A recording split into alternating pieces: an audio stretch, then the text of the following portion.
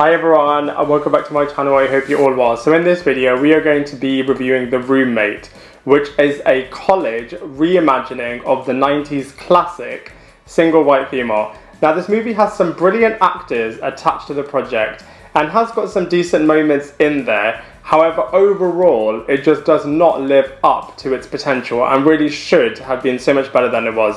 You know, a lot of other movies and TV shows have got aspects of Single White Female embedded in there, but this I feel like is the first time that it's been a true reimagining of the 90s classic told through a modern day lens, and so really should have been so much better than it was, but ultimately just falls flat, and I'm going to explain why I was really disappointed by this movie in this video review.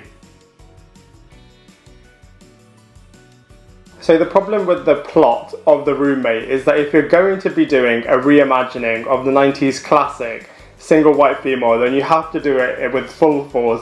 You can't do it half-baked, and the issue with this film is that it does feel a bit empty and without the much needed terror moments. So the film starts off by introducing us to the character of Sarah, played by Minka, who has a roommate called Rebecca, played by Leighton Meester. Now the character of Rebecca grows an unhealthy obsession with the character of Sarah and slowly begins to remove people from her life so that she can have her all to herself. And the film explores the consequences that this kind of action and character behaviour has on all of the other characters, and in particular to Sarah and her world. So like I said before, the actors attached to this project are actually pretty decent, so let's review them one by one. So the first one is Leighton Meester, who definitely does a standout performance in this movie as Psycho Rebecca. The film does do a better job than Single White Female did in terms of really exploring the villain character and exploring why she's the way that she is, why is she doing the things that she's doing, and that kind of thing. And she does do some sinister and messed up things for sure. You just would have wanted to see it have more of an impact on the protagonist, as a lot of the crazy things that she does are happening in the background, and you don't really get to see the protagonist kind of have the full impact of all of these different actions. Next up we have Minka, who plays Sarah, and she really looks a lot like Leighton Meester's character. In some scenes you're not even sure who's who, so that's really funny. But anyway, Minka plays the likeable protagonist in this movie really well. She's really likeable, like I said, you're really rooting for her. But like I said before, it would have been nice to see more of an impact happening to this character, and for the character to also go on a bit more of a journey, to kind of have the character pushed a lot more, especially when she finds out the truth. It would have been really interesting to kind of see the degradation and the fallout of the relationship and of the character from that news, which is really disappointing that they kind of did not explore that for the protagonist. Next up we have Gigandet, who for once plays a nice character, and he did a really good job as a supporting character, but like with Minka character of Sarah, it would have been equally nice to kind of see this character pushed a lot further as well, and for the Psycho Rebecca character to have a lot more of an impact on this character. The equivalent in Single White Female went on an absolute journey, so it would have been nice to see this character go on a similar journey. We then have Lanter, who plays Sarah's ex-boyfriend, and yet shares no scenes with the Sarah character at all. There's a lot of stuff that happens to this character from the Psycho Rebecca character, yet none of it is felt or had any impact on the Sarah character, which was really disappointing. Bizarrely, Lanter and Gigandet look very similar as well, so I don't know if this movie is trying to get lookalike actors to play all of their different roles, which is just a really interesting / funny aspect to the movie. Zane is in this movie as well, and he has really cool scenes with the Sarah character. The equivalent to this character in Single White Female went on a much better journey than this character did.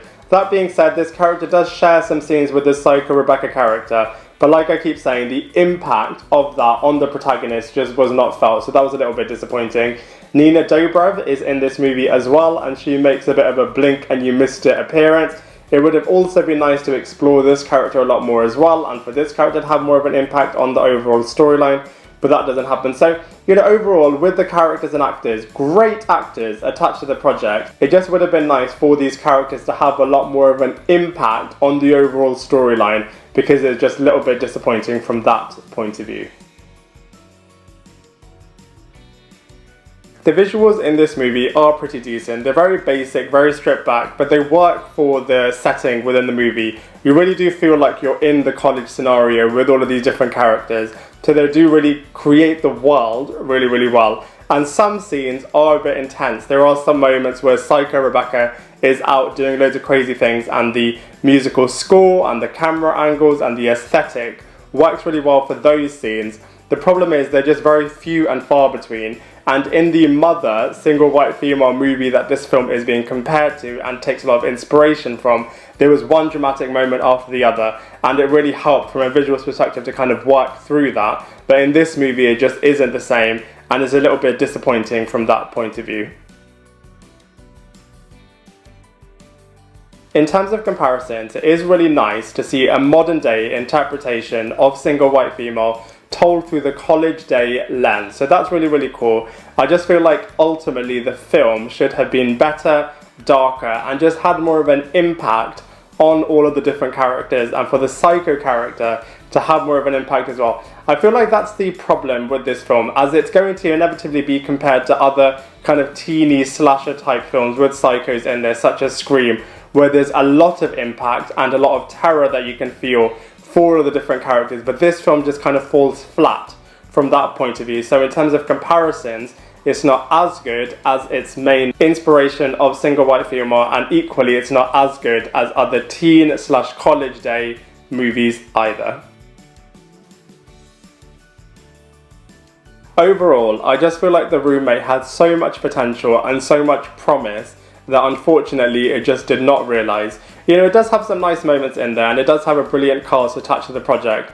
It just really should have done more and really had so much more of an impact on the audience. The film just had so much potential. You know, the concept of a roommate that you're living with that is just an absolute psycho and is just terrorising your life, is totally obsessed with you, is removing everything that you have in your life, and just kind of wants you all to themselves, and is just really destroying everything that you know and love and, you know, that you hold dear to your life.